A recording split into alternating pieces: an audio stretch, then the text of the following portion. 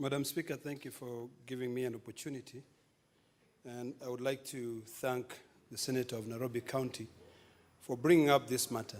Madam Speaker, last year, the Maasais did something which I would consider fighting for their rights when they were discriminated upon by the Chinese in Narok. A few of them ended up in hospital. And what Senator Sakaja has done now, I nearly called him Saddam, but what he has done now, he's actually warning us that if we don't take action, Kenyans out there will take actions. Kenyans will fight for their rights. It is very unfortunate that in Narok County, one Maasai young man was killed. And as a result of that, it took the intervention of both myself and the governor so that the work of the SGR can continue in Narok. This, Madam Speaker, is something which we must be very careful and deal with it with the speed and urgency that it requires. Because we know that recently, when the foreign minister for China was in this country, he talked about their policy of foreign industrialization. So there are more Chinese who are coming here. And they will come here and they will take over all our industries. Madam Speaker, this is not new. When the Kenya-Uganda railway was being constructed, a lot of Asians came here. And you know what happened? If you go to Westlands now, it is all owned by one particular community.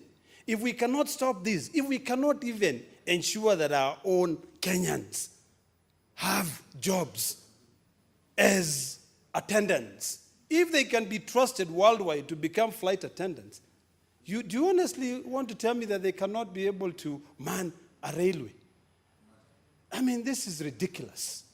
Madam Speaker, this issue proves what the Western nations say, that China policy, they mostly work as a predator. You know, they come in here, they suck all our resources, and then they bring them back here. Madam Speaker, we know that they have a population of 1.4 billion. And yesterday, I spoke about, if we are not careful, one day, if 1 million Chinese girls are brought here, or 1 million Chinese men, the entire population of Kenya will change to becoming China. So this is a matter that we must take seriously. Because what China is doing now, it is cementing its foothold in this country. And we are so gullible and quick to accept all their money, yet we don't know that we are digging our own graves. Madam Speaker, this is something that, unless we deal with it, Madam Speaker, I beg for.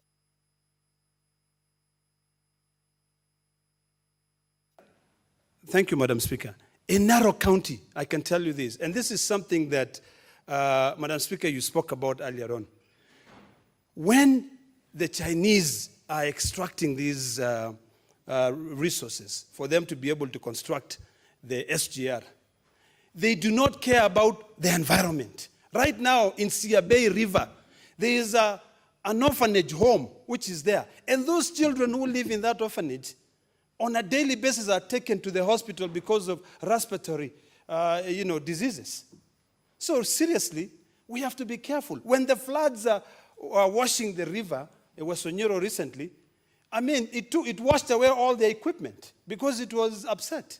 So this is a matter that must be dealt with the urgency that it deserves. This is a matter, Madam Speaker, that we have to deal with it in terms of ensuring that our Kenyans have jobs. Earlier on, the statement brought by the Turkana senator talked about cattle rustling. Even me, I'll go and take a gun and go fight if I cannot be given a job in this country. So, Madam Speaker, I support this statement, and I want to urge the sponsor or the Senator Sakaja to call upon us. And I'm telling you, this is a warning, that if this matter is not resolved, this SGR which is going to Narok, if the Maasais will not be considered to work there, it will not work. We don't need it. Thank you, Madam Speaker.